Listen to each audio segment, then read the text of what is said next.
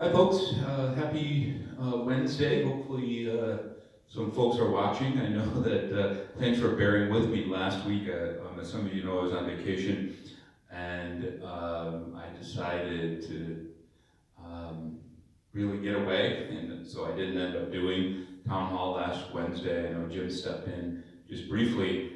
It was nice to get away and kind of take a step back as much as I could. And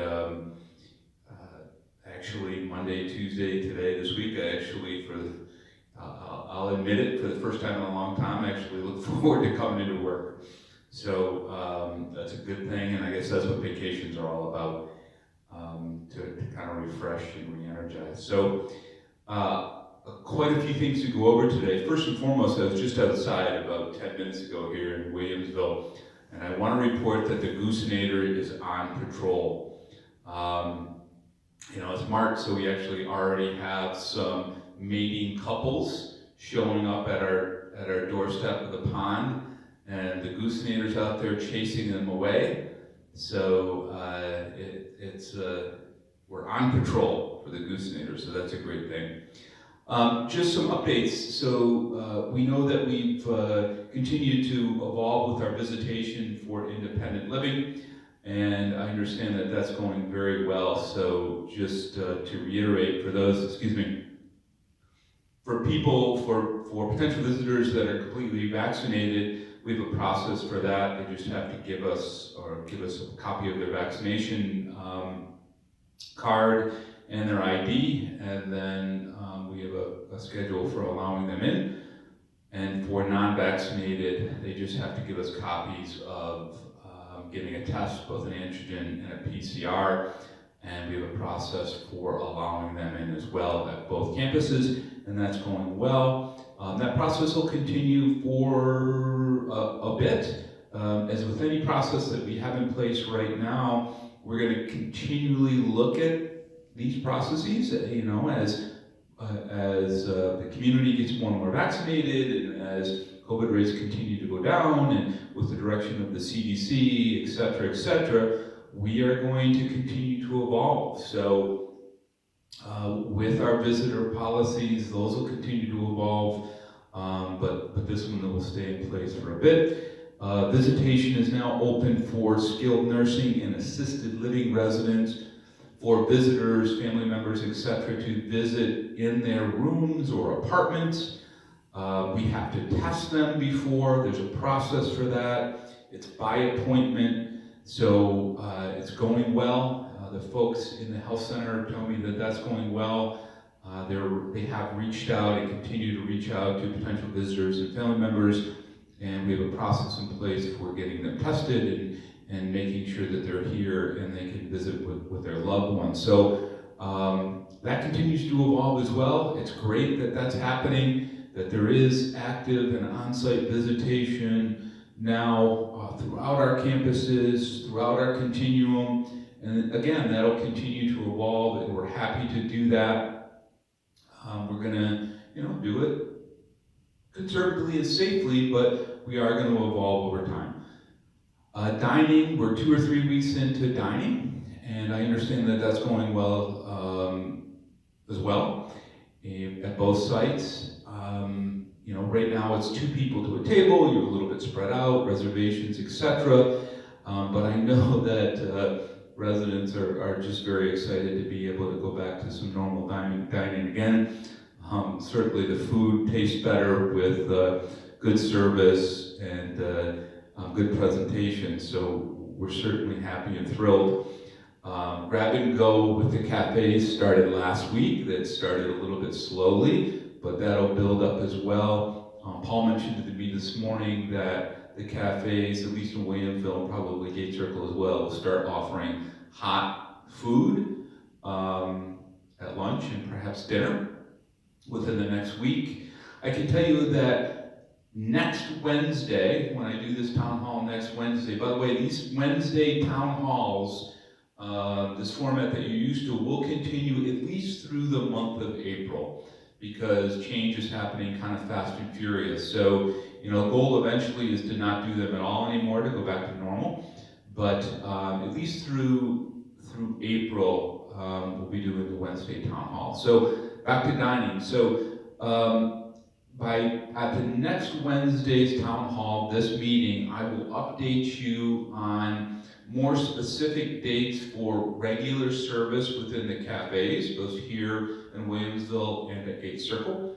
That, of course, is our goal, and we're moving up towards that. So I should have a definitive date for regular cafe service by next Wednesday, and regular service in the dining rooms here in Williamsville and 8th Circle as well. That means 4 people to a table, closer tables, things such as that. So we will have that. Also definitive, we're tentatively planning March 30th for full dining service in the clubhouse.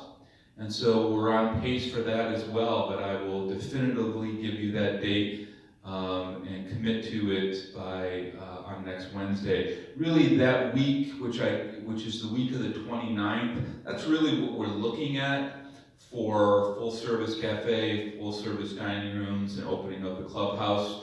So we got a couple weeks. We're in the planning stages for that. So keep that in mind. But next Wednesday I'll be able to commit to that.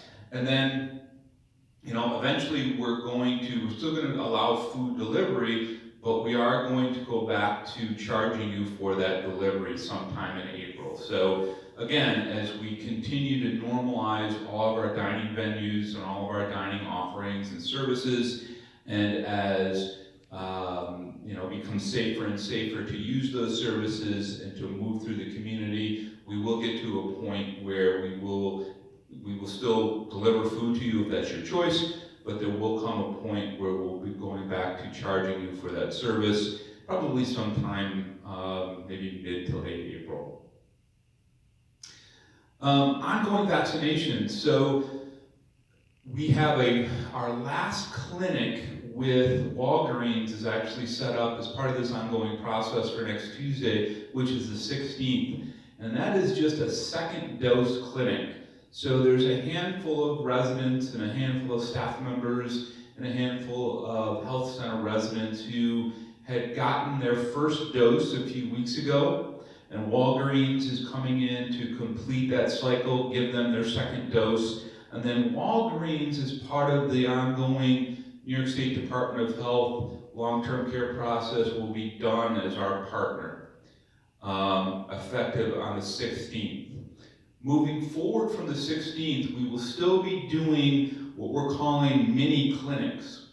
And it's kind of a handoff from Walgreens to other pharmacies. So our regular pharmacy that we use to service our health center residents is Buffalo Pharmacy.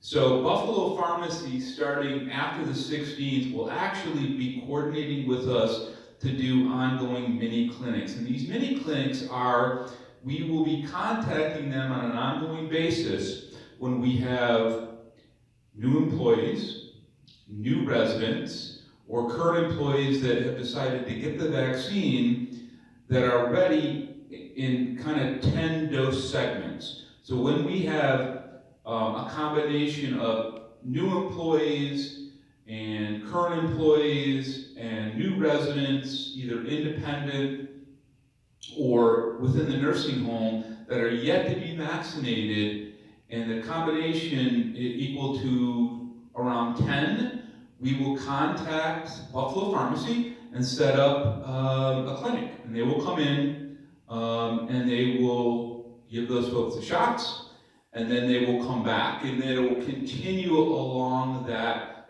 process will continue for the foreseeable future. So there is a designated process for ongoing vaccinations to be done at Canterbury Woods, both for new employees, current employees who haven't yet been vaccinated, and new residents and continual new residents as they come into the community. Keep in mind that because our average age of move-in at Canterbury is around 80, many of those folks now coming into the community will already be vaccinated, but some of them won't.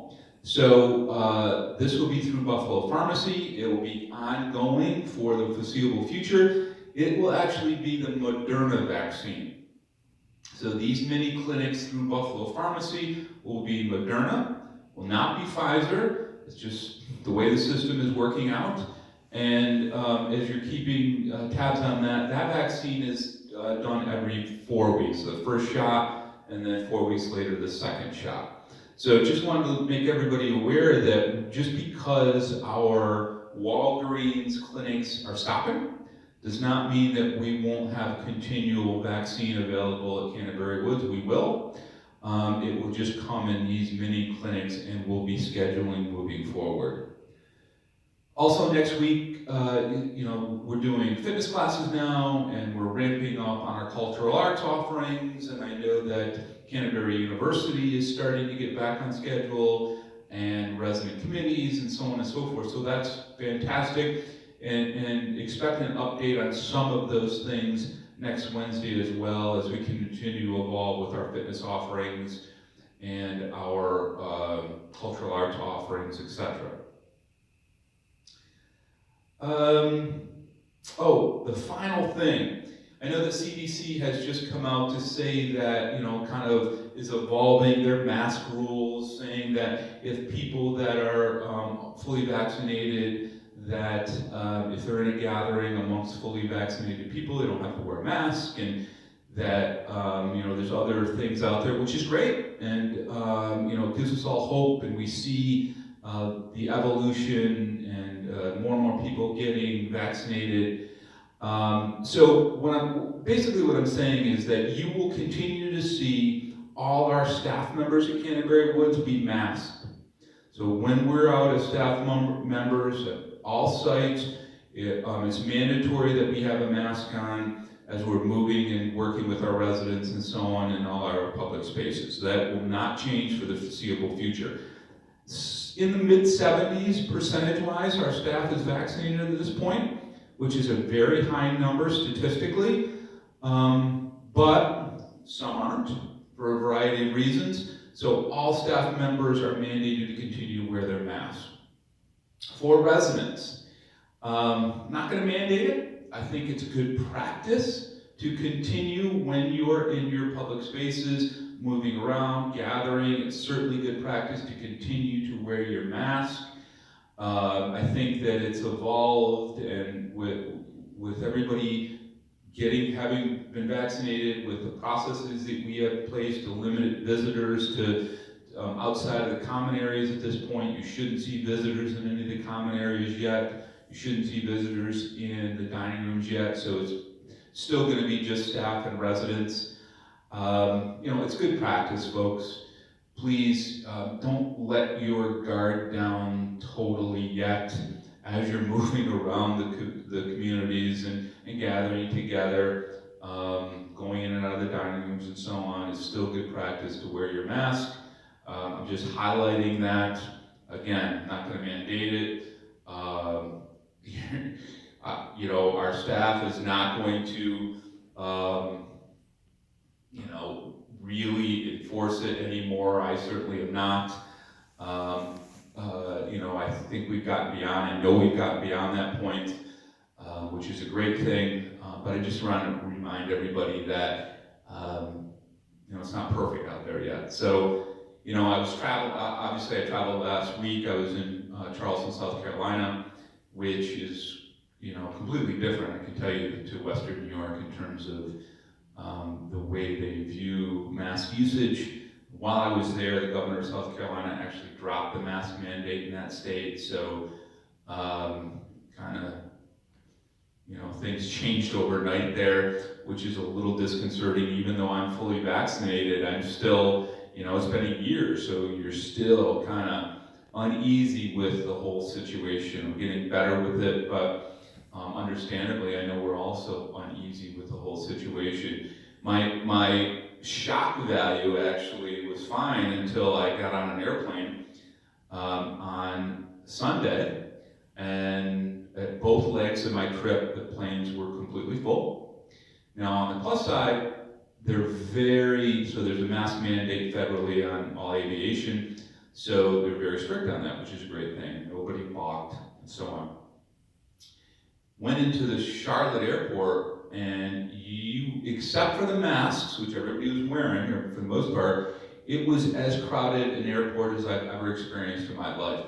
So the Charlotte airport is full pre-pandemic, I can tell you that. At 9 o'clock at night, I could barely get from one terminal to another, and I've flown in and out of the Charlotte airport literally hundreds of times in my life, and it was as crowded as I've ever seen. So I guess, it's a good thing from a economy standpoint and people moving again and getting back to normal. But even though I'm fully vaccinated, it was the shock value, because I hadn't flown in a year. So the shock value of that it took me a while to get over it. So again, different parts of the country are going, at different paces, which is understandable. I do encourage our residents, though, to, eat, especially when you're out in public, wear your mask and, take those baby steps. Thanks. Enjoy the good weather. 60 today. I was just outside, no coat, awesome. Get out, walk around, enjoy the Goosinator, and I'll be back on next Wednesday.